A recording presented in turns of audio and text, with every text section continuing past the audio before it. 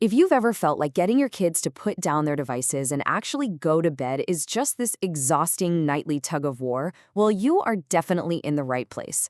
Today, we're unpacking the exact strategies you can use to transform those stressful screen battles into a calm, repeatable transition to sleep.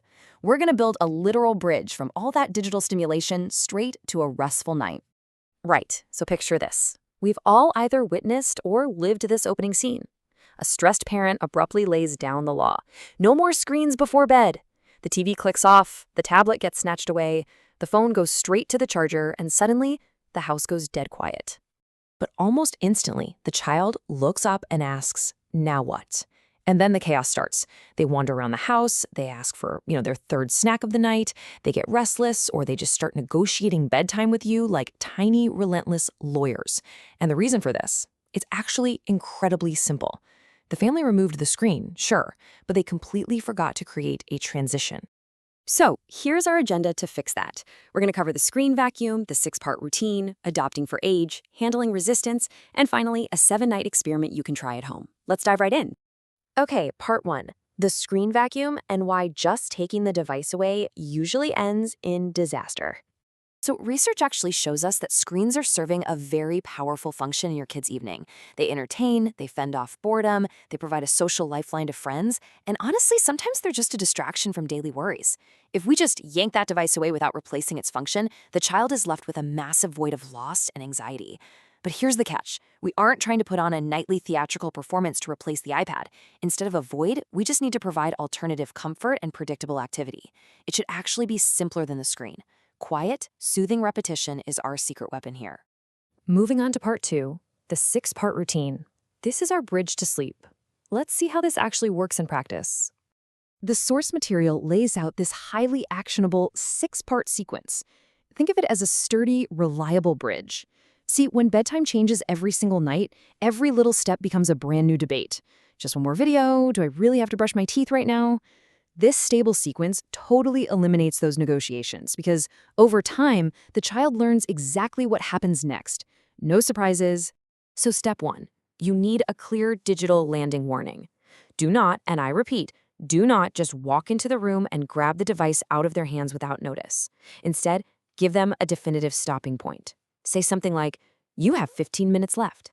Finish the episode, save the game, send your final message. The trick is, this warning cannot turn into endless extensions. It's a countdown, and it lands exactly when you say it will. Step 2, physically park the devices outside the bedroom. Find one consistent charging spot in the house and stick to it. Turn on Do Not Disturb so it's not buzzing all night.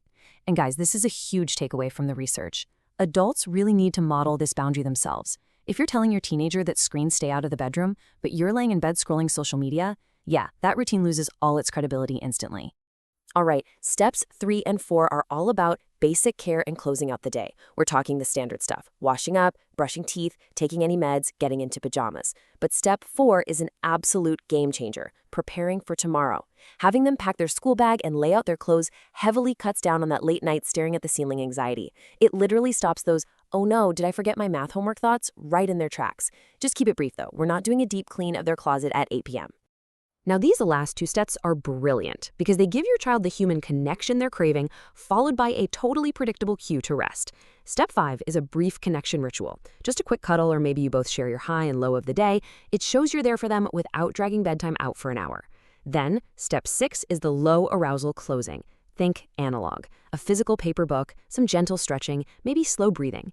The absolutely crucial rule here: do not reopen the digital environment, not even for a calm meditation app on a phone, because that phone is packed with notifications and temptations.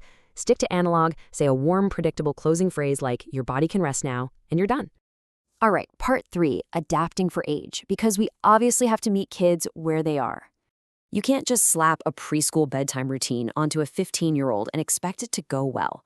For the little ones, you want highly structured visual stuff, like a picture chart showing the iPad going away, then a toothbrush, then a book. School-aged kids, they can handle short checklists and pack their own backpacks. But teenagers, they need privacy and some shared ownership. Ask them to help set their own digital landing time. Let them manage plugging the phone in at the family charging station. The core boundary is exactly the same. The screen still leaves the bedroom, but you're gracefully backing off on the micromanagement as they grow. Part 4, handling resistance, which brings us to connection before correction. Because let's be real, they are going to push back. Especially in that first week, get ready for the classic hits.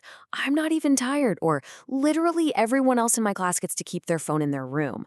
They're throwing these lines out just to stretch the conversation. But here's a super interesting perspective. A kid who's been rushing around all day with barely any one-on-one time might just be using this argument as a disguised plea for connection. It's basically their first quiet moment with you all day. So how do we handle it? Keep it short, steady, and empathetic. Do not take the bait and start a debate. Just acknowledge it and pivot back to the plan. See something like, I hear you, you may not feel sleepy yet, but the routine still begins now. That's it. Don't launch into a massive lecture about the importance of sleep every single night. Talk about the why during breakfast. Bedtime is exclusively for following the routine. Finally, part 5, the 7-night experiment to track what actually works for your family. I want you to try running a 7-night experiment. Use this basic sequence and just track these metrics. Jot down when you gave the warning, when the devices were actually parked, and how much arguing happened. But listen closely. Do not measure your success by the exact minute your kid's eyes close. That's a trap. We're looking for gradual shifts. Did the arguments get a little shorter? Did laying out their clothes actually stop that 10 p.m. panic about gym class? Was the whole routine maybe a bit too long? At the end of the week, tweak one thing at a time. And please avoid these classic mistakes. Don't try to invent new family tech rules while you're actively fighting about them. Don't make the routine so bloated that it totally falls apart on a busy Tuesday. And above all, do not use bedtime as an opportunity to lecture your kids about screen time. That completely destroys the calm vibe you just worked so hard to create. Now, a quick but very important caveat before we finish. While this routine is amazing for fixing the home environment, if you're seeing severe, persistent sleep issues, that requires a professional. The AAP and the CDC both point out that things like loud snoring, pauses in breathing, or extreme daytime exhaustion could be signs of underlying medical conditions, like sleep apnea or clinical anxiety. If sleep is majorly disrupting their daily life, absolutely reach out for qualified healthcare guidance. But for the everyday screen struggles, remember this. Your goal isn't a completely silent house, and you're not trying to program a robot who powers down instantly on command. You're just creating a predictable, comforting transition where technology naturally lets go. So are you ready to try this 7-night experiment? What if tonight's bedtime isn't the start of a battle, but the beginning of the quietest, most connected part of your family's day?